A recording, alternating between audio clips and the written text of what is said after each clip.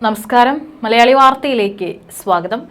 ഇന്ത്യയോട് ഏറ്റ പരാജയം മറച്ചുവെക്കാൻ സ്വന്തം ജനതയ്ക്ക് മുന്നിൽ നുണപ്രചാരണവുമായി പാകിസ്ഥാൻ പ്രധാനമന്ത്രി ഷഹബാസ് ഷെരീഫ്.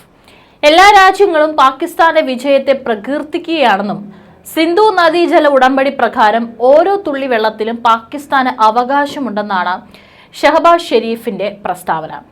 കഴിഞ്ഞ ദിവസങ്ങളിൽ ചില വിട്ടുവീഴ്ച അല്ലെങ്കിൽ ചില കാര്യങ്ങളൊക്കെ തന്നെ പാകിസ്ഥാൻ സമ്മതിച്ചിട്ടുണ്ടായിരുന്നു. ഇന്ത്യയുടെ ഓപ്പറേഷൻ സിന്ധുവിലൂടെ പാകിസ്ഥാന് വലിയ നാശനഷ്ടങ്ങൾ തന്നെ സംഭവിച്ചുവെന്ന് കഴിഞ്ഞ ദിവസം പാകിസ്ഥാൻ പ്രധാനമന്ത്രി ഷഹബാസ് ഷെരീഫ് സമ്മതിച്ചുകൊണ്ട് രംഗത്ത് വന്നിരുന്നു. ഇപ്പോഴിതാ പാകിസ്ഥാന്റെ ഈ ഒരു നീക്കത്തിൽ പ്രകീർത്തിച്ചുകൊണ്ടാണ് പല രാജ്യങ്ങളും രംഗത്തേക്ക് വരുന്നതെന്നാണ് പാകിസ്ഥാൻ അവകാശവാദം ഉന്നയിക്കുന്നത്. അവിടുത്തെ പ്രധാനമന്ത്രി പറഞ്ഞ വാക്കുകൾ ഇങ്ങനെയാണ്: ജലവിതരണം നിർത്തുമെന്ന് ഇന്ത്യ ആവർത്തിച്ച് ഭീഷണിപ്പെടുത്തുന്നു. ഇത് ചെയ്താൽ നേരത്തെ നൽകിയ അതേ മറുപടി ഞങ്ങൾ നൽകും. ഇന്ത്യയോടുള്ള തോൽവിക്ക് ശേഷം മെയ് 25-നും 30-നും ഇടയിൽ ഷഹബാസ് ഷെരീഫ് തുർക്കി, ഇറാൻ, അസർബൈജാൻ, താജിക്കിസ്ഥാൻ എന്നീ രാജ്യങ്ങൾ സന്ദർശിച്ചിരുന്നു. ഇതിനെ പരാമർശിച്ചുകൊണ്ട് സ്വയം പ്രശംസിക്കുകയും ചെയ്യുന്നുണ്ട്. എല്ലാ രാജ്യങ്ങളും പാകിസ്ഥാനെ പ്രശംസിച്ചുവെന്നാണ് ഷഹബാസ് ഷെരീഫിന്റെ അവകാശവാദം. എല്ലാ രാജ്യങ്ങളും പാകിസ്ഥാന്റെ വിജയത്തെ പ്രശംസിച്ചു. ഈ വിജയം പാകിസ്ഥാന്റെ അന്തസ്സിനും പ്രാദേശിക സ്ഥിരതയ്ക്കും പ്രധാനമാണെന്നാണ് ഷഹബാസ് പറഞ്ഞിരിക്കുന്നത്. ഇന്ത്യയെ നയതന്ത്രത്തിൽ തോൽപ്പിച്ചതായും പാകിസ്ഥാൻ പ്രധാനമന്ത്രി തന്റെ ജനങ്ങളോട് പറയുന്നുണ്ട്. അതേസമയം ഇന്ത്യക്കെതിരെ പോകില്ലെന്ന് ഇറാൻ പാകിസ്ഥാനോട് കർശനമായ സ്വരത്തിൽ പറഞ്ഞിട്ടുമുണ്ട്. പിന്തുണ നേടുന്നതിനായി ഷഹബാസ് ഷെരീഫ് പാകിസ്ഥാൻ സൈനിക മേധാവി ജനറൽ മുനീറും ഇറാൻ സന്ദർശിച്ചു. എന്നാൽ ഇന്ത്യക്കെതിരെ ഒരു അഭിപ്രായവും പറയാൻ ഇറാൻ സമ്മതിച്ചിട്ടില്ല. മാത്രമല്ല, പാകിസ്ഥാന്റെ വീക്ഷണത്തെ പിന്തുണച്ചതുമില്ല. ഭീകരവാദ ധനസഹായത്തിന്റെ പേരിൽ ധനസഹായം നൽകുന്നതിനെതിരെയുള്ള ഇന്ത്യയുടെ ശക്തമായ എതിർപ്പ് അവഗണിച്ചുകൊണ്ട് ഏഷ്യൻ വികസന ബാങ്ക് പാകിസ്ഥാൻ $800 മില്യൺ ബെയിലൌട്ട് പാക്കേജ് അടക്കം അംഗീകരിച്ചിട്ടുണ്ട്. പാകിസ്ഥാൻ ആണെങ്കിൽ ഈ ഒരു സമയത്ത് പല രാജ്യങ്ങൾ, പ്രത്യേകിച്ച് അറബ് രാജ്യങ്ങളെല്ലാം തന്നെ ഇപ്പോൾ സന്ദർശനത്തിലാണ്. അവരോട് യാചിക്കുന്ന സ്ഥിതിയും കാണാനായിട്ട് സാധിക്കുന്നുണ്ട്. ഓപ്പറേഷൻ സിന്ദൂർ കൂടി ആയതോടെ പാകിസ്ഥാൻ വീണ്ടും ദാരിദ്ര്യത്തിന്റെ പടുവക്കിലേക്ക് എത്തി നിൽക്കുകയാണ്. ഈ ഒരു സാഹചര്യത്തിലാണ് ഇപ്പോൾ പാകിസ്ഥാന് $800 മില്യൺ ബെയിലൌട്ട് പാക്കേജ് അംഗീകരിച്ചിരിക്കുന്നത്. അന്താരാഷ്ട്ര നാണയ നിധിയിൽ നിന്ന് പാകിസ്ഥാൻ $1 ബില്യൺ, അതായത് ഏകദേശം 8500 കോടി രൂപ പാക്കേജ് നേടിയതിന് ഒരു മാസത്തിന് ശേഷമാണ് ഈ വികസനം.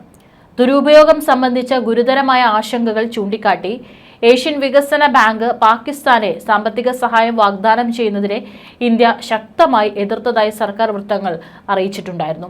2018-ൽ GDP-യുടെ 13% നികുതി വരുമാനം 2023-ൽ വെറും 9.2% ഗണ്യമായി കുറഞ്ഞതും പ്രതിരോധ ചിലവിലെ വർധനവും പാകിസ്ഥാന്റെ സാമ്പത്തിക ദുർബലതയെ ഇന്ത്യ ഉയർത്തിക്കാട്ടി.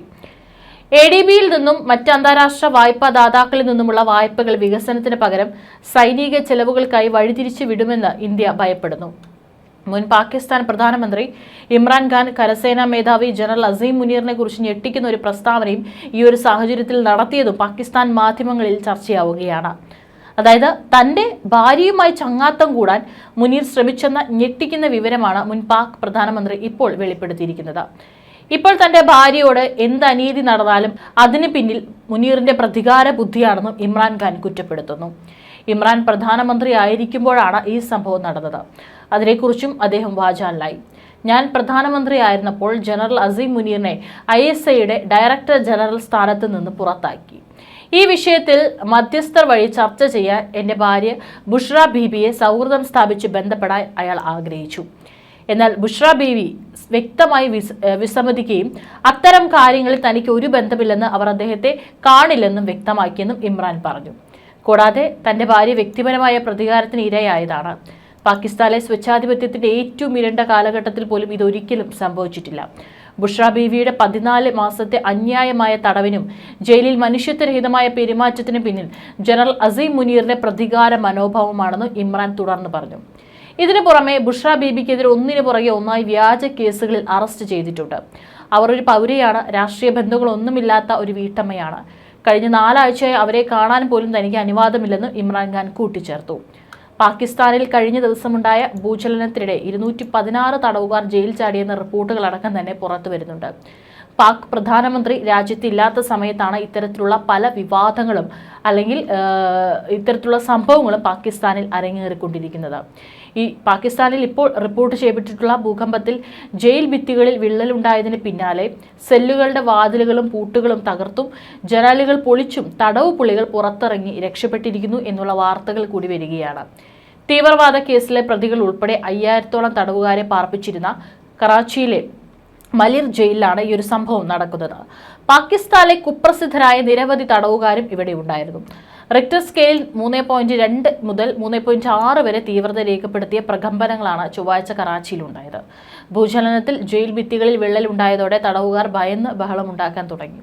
ഇതിനൊടുവിലാണ് വാതിലുകളും ജനലുകളും തകർത്ത് തടവുകാർ പുറത്തിറങ്ങി രക്ഷപ്പെട്ടത്.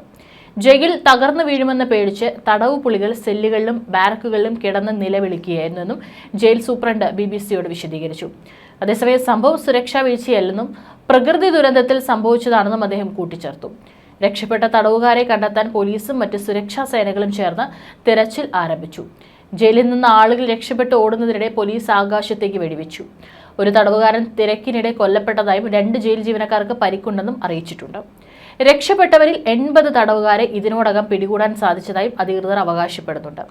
ഇനിയും 130-ലേറെ പേരെ കണ്ടെത്തിയിട്ടില്ല. ഓടിപ്പോയ ജയിൽ പുള്ളികൾ സ്വമേധയെ തിരിച്ചെത്തിയാൽ ശിക്ഷ ഇളവ് നൽകുന്ന കാര്യം പരിഗണിക്കുമെന്ന് സിന്ധ് ആഭ്യന്തരമന്ത്രി സിയാൽ ഹസൻ പറഞ്ഞു.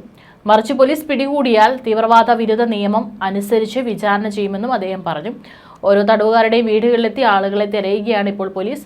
സമുദ്ര അതിർത്തി ലംഘിച്ചെന്നും മറ്റും ആരോപിച്ച് പാകിസ്ഥാൻ പിടികൂടിയ 100-ലധികം ഇന്ത്യക്കാരും ഈ ജയിലിലുണ്ട്.